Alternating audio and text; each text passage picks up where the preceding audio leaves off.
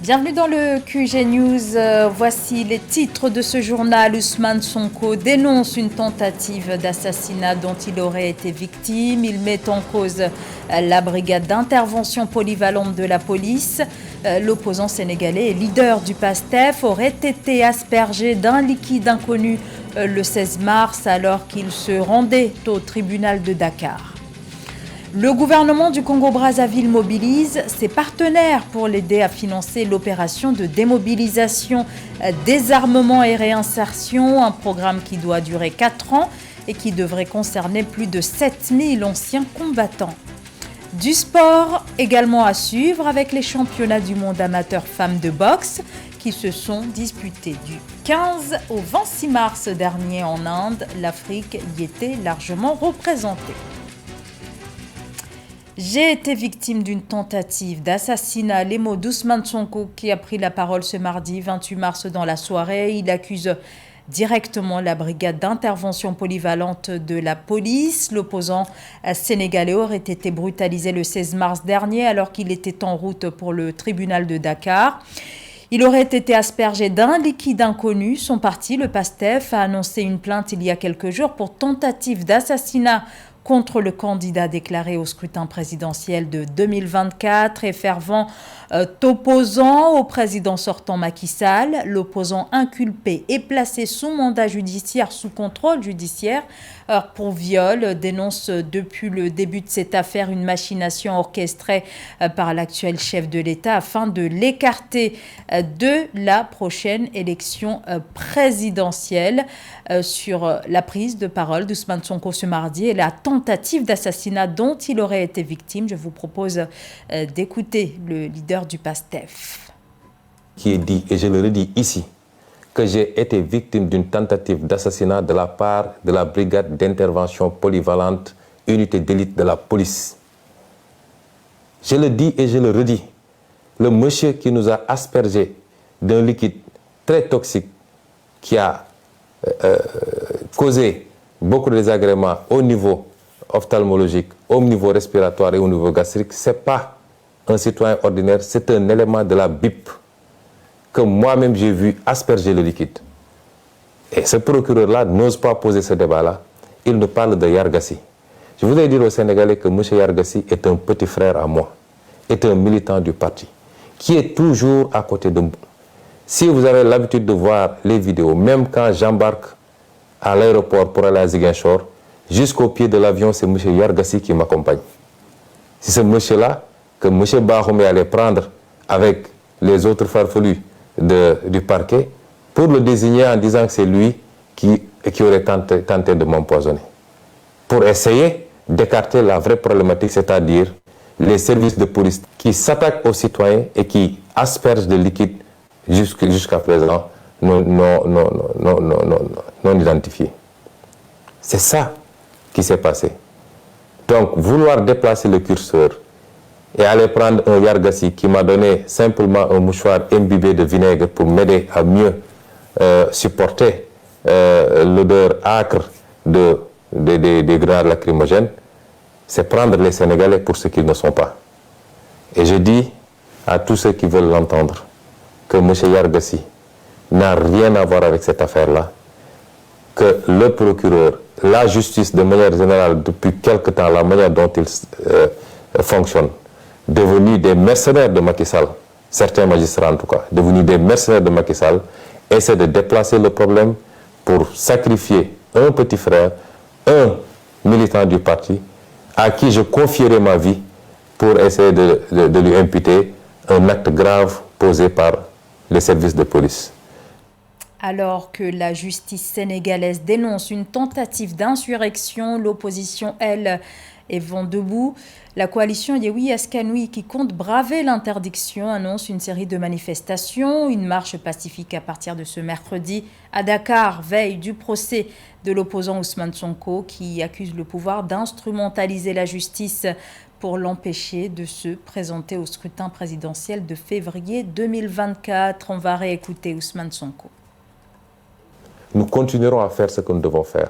Et parmi ces actions que nous devons faire, je réitère que le plan d'action du 29, 30 et du 3 avril reste maintenu intégralement. Nous sortirons, nous manifesterons, parce que nous l'avions dit. Désormais, avec ou sans autorisation, nous manifesterons. Nous ferons face à Macky Sall, parce qu'il veut faire croire aux gens qu'il a la capacité de réprimer les manifestations. Il avait dit que ce qui s'était passé ne se passerait plus. Ce qui s'est passé le 16 a démontré qu'il n'a pas les capacités pour contenir un peuple qui est debout, qui dit non. Et nous ne devons pas être moins dignes que les autres peuples qui se battent aujourd'hui. Le peuple français a beaucoup d'avantages, énormément d'avantages, mais aujourd'hui, ils se battent pour leur dignité. Pourquoi notre peuple refuserait de se battre ou abdiquerait face aux velléités dictatoriales de Macky Sall? Nous nous battrons. Ils n'ont pas les capacités, si le peuple le veut. Et si le peuple se met debout, Macky Sall n'a pas le 10e des capacités pour contenir ce peuple. Et j'en appelle à ce peuple-là, à la jeunesse, aux ouvriers, aux transporteurs, aux étudiants, aux intellectuels, aux femmes, aux jeunes, à toutes les couches sociales. Ce qui se joue aujourd'hui, c'est notre destin. Si on laisse Macky Sall gagner, nous souffrirons encore pendant très très longtemps. Nous maintiendrons ce plan d'action et nous ne tomberons pas sous le piège de Macky Sall. Le plan Sénégal émergent, un plan pensé sur 20 ans avec des objectifs bien précis. Un taux annuel de croissance du PIB de 7 à 8% et l'émergence du pays en 2035 à travers une transformation structurelle de l'économie, notamment sur le développement par le développement de secteurs à haute valeur ajoutée. Alors, à un an de la fin du second mandat du président Macky Sall, quel bilan pour cette stratégie lancée en 2014? Élément de réponse dans ce sujet de Nathalie Moore. En 2023, le Sénégal achève l'implémentation de la deuxième phase du plan Sénégal émergent PSE. De 2014 à 2022, le PSE a permis d'atteindre des résultats probants pour asseoir les fondements de l'émergence macroéconomique du pays. S'étant fixé autour de 6% pendant les 5 dernières années, la croissance du Sénégal pourrait s'établir à 9,2% de moyenne annuelle en 2023 et 2024, selon des perspectives de la Banque mondiale. Notre économie reste résiliente. Le classement de World Economics, qui fait autorité en matière de données statistiques, reconnaît en effet le Sénégal comme pays à la croissance la plus régulière sur la décennie 2011-2021. Le Sénégal a mis en œuvre des projets structurants destinés à améliorer la productivité et la compétitivité. Des chantiers infrastructurels dont le bilan annoncé par le gouvernement sénégalais fait état de la construction de 150 km de linéaire routier en 2022. Dans le domaine énergétique, le réseau électrique national s'est enrichi de 250 MW pour une production nationale de près de 1800 MW. Une amélioration de la fourniture énergétique au Sénégal basée sur l'exploitation des réserves gazières du pays, estimée à près de 1000 milliards de mètres cubes. Cette année, nous avons achevé des projets emblématiques comme la première phase du TR, le stade Abdoulaye Wade, le pont Nelson Mandela de Foundiougne et celui de Marsassoum, l'autopont de Kermassa, les axes routiers Tambacounda, Goudiri, Kidira et Louga, Dara, entre autres. Au total, 60 chantiers d'infrastructures sont actuellement en cours d'exécution, mettant à contribution le secteur privé national et une main-d'œuvre intensive. Autre domaine prioritaire visé par le PSE, l'agriculture, qui affiche aussi des performances positives avec la demande nationale couverte sur 8 mois pour l'oignon et la pomme de terre en 2022. Le gouvernement a cependant regretté que le secteur éducatif reste à la traîne dans le pays où le taux d'alphabétisation est inférieur à 50%. Le Congo-Brazzaville en quête de fonds pour financer l'opération de démobilisation, désarmement et réinsertion. L'opération DDR est liée aux affrontements armés qui ont secoué le département du Poul entre 2016 et 2017. Alors, le montant souhaité pour financer ce programme est de plus de 13 millions de dollars. Pour parvenir à rassembler cette somme, le gouvernement a mobilisé ses partenaires samedi dernier. Aucun financement n'a été annoncé pour l'instant, mais les agences des Nations Unies pourraient prendre part à ce fonds. Le point avec Marie-Raphaël Antelour. Au Congo, le gouvernement va lancer dans les prochains jours des opérations de démobilisation, désarmement et de réinsertion d'au moins 7500 ex-combattants dans la région du sud du pays, notamment dans le département du Pôle, qui a été le théâtre d'affrontements entre 2016 et 2017. Des partenaires de ce processus DDR dans le pays ont été réunis le samedi 25 mars 2023 pour réunir les fonds nécessaires au lancement du dit processus. D'après l'exécutif, le coût global de l'opération est de 8,3 milliards de francs CFA. Cette opération va inéluctablement contribuer au retour de la paix dans cette localité soumise depuis de nombreuses années justement à une rébellion. Les attaques armées qui déstabilisent tous les programmes de développement que le gouvernement a voulu dérouler dans la partie sud du pays.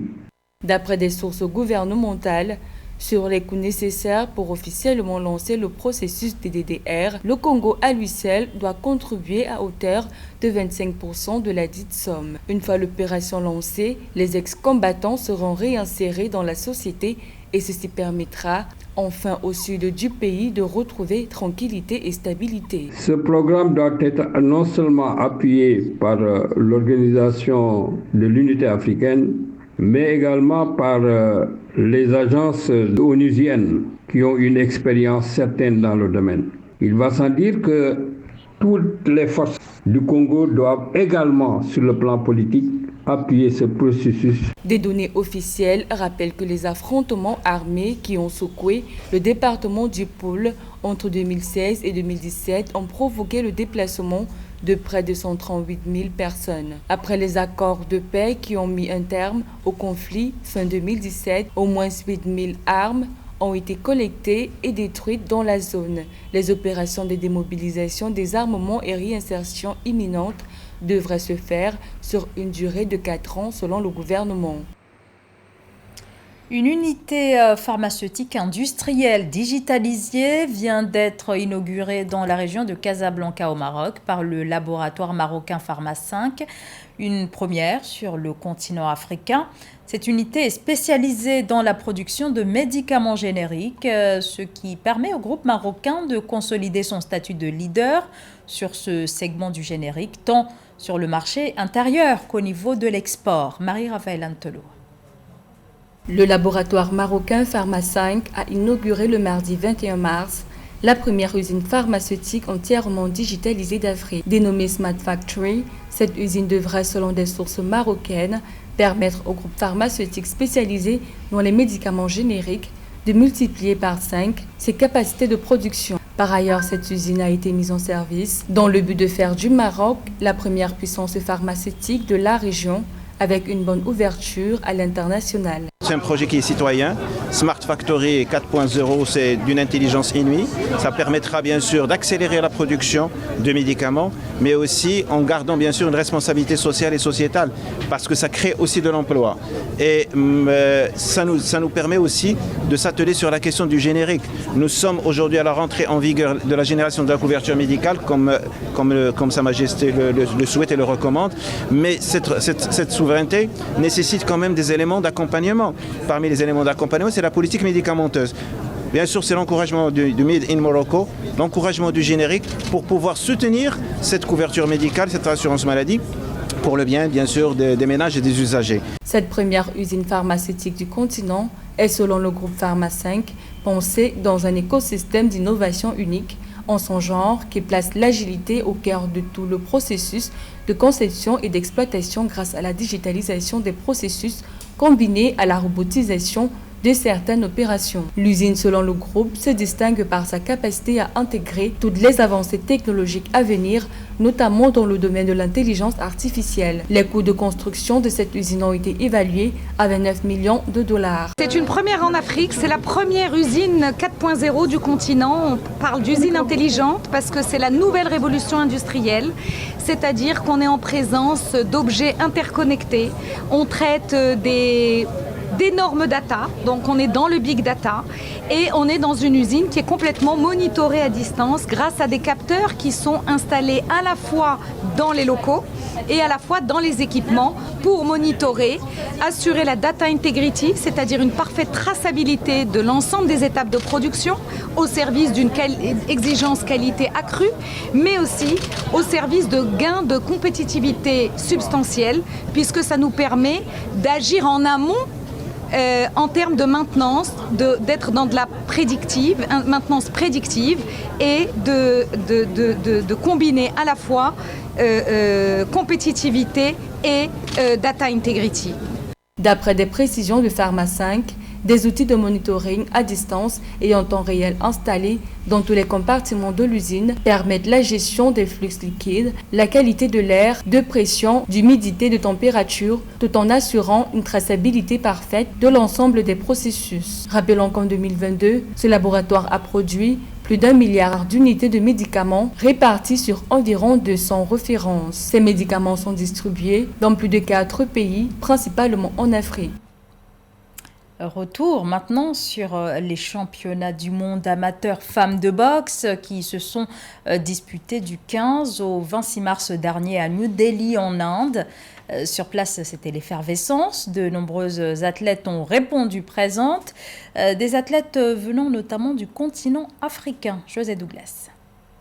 D'abord, l'équipe indienne a reçu le trophée de la meilleure équipe du tournoi avec 4 médailles d'or, devant l'équipe chinoise 3 médailles d'or et l'équipe russe avec 1 médaille d'or. Mais notre continent était aussi bien représenté avec Iman Khelif d'Algérie, médaillé d'argent lors des éditions précédentes, mais a été éliminé par Anyango Asiko-Fwiza du Kenya au premier tour. C'était aussi un grand jour pour le Cameroun puisque Mireille Benzi a éliminé sa rivale turkmène Guizada Jora Kuilieva au point 4-0. Elle faisait ses débuts au championnat du monde. C'est mon premier combat international et je devais vraiment aller le chercher, surtout les 2 derniers rounds. Je devais montrer le meilleur de moi-même et je pense que j'ai plutôt bien fait.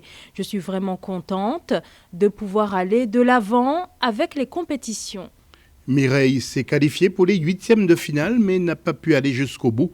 Elle détient la double nationalité car elle vit et s'entraîne au Canada, mais tenait à représenter le Cameroun à l'international. Depuis que j'ai commencé la boxe, c'était toujours comme une considération. J'ai toujours voulu représenter le Cameroun. J'ai l'impression que c'est encore plus significatif pour moi parce que j'ai l'impression que les pays africains ne sont pas très représentés sur la scène internationale. Parmi les autres athlètes à ces championnats du monde de boxe féminine IBA, à noter la présence de la Tanzanienne Rama Maganga, Sarah Agaigat Jou de la Sierra Leone qui a perdu au point contre Joana Gomez du Venezuela. Présence aussi de la Cap-Verdienne Ivanusa Gomez Moreira et celle qui monte dans la discipline, c'est la pugiliste marocaine Khadija El Mardi, plus de 81 kilos, qui a été sacrée championne du monde des poids lourds dimanche soir à New Delhi, la capitale indienne, après avoir battu la Kazakh Goujé Baeva Lassat. L'équipe marocaine de boxe féminine était composée de Yasmine Moutaki, moins de 48 kg, Widad Bertal, moins de 54 kg, et Rabab Cheddar, moins de 50 kg, et a remporté la médaille de bronze après avoir atteint les demi-finales. Angélique Kidjo, Arvo Part et Chris Blackwell remportent conjointement le prix international Polar Music. La chanteuse franco-béninoise, le compositeur estonien et le fondateur du label Island Records ont été distingués par ce prix, l'un des plus importants du monde de la musique. Angélique Kidjo est une source d'inspiration. C'est l'une des meilleures interprètes, compositrices de la musique internationale, a salué le jury. Les prix seront remis aux lauréats à Stockholm, en Suède, le 23 mai prochain.